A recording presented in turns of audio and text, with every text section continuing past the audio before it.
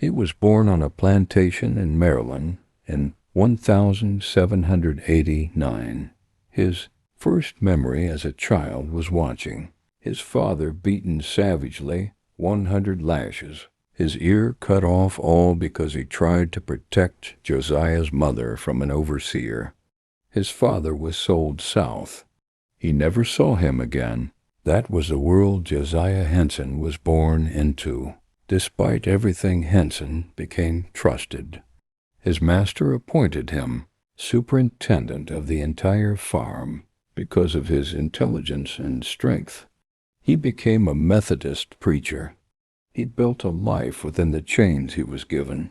Then his master tried to sell him to New Orleans. When Henson tried to buy his freedom, his master cheated him, taking his money and selling him anyway.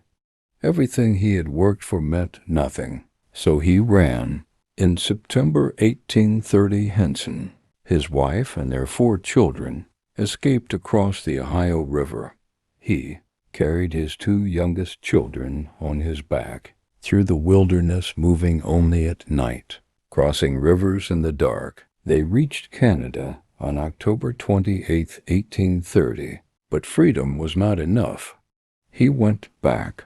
Using the Underground Railroad, he assisted over 200 enslaved people to Canada. Then he built something extraordinary, the Doane Settlement, a model community for former slaves with a labor school and a sawmill. At its peak, home to 500 formerly enslaved people building their own lives from nothing. He traveled to England 3 times and met Queen Victoria in 1877.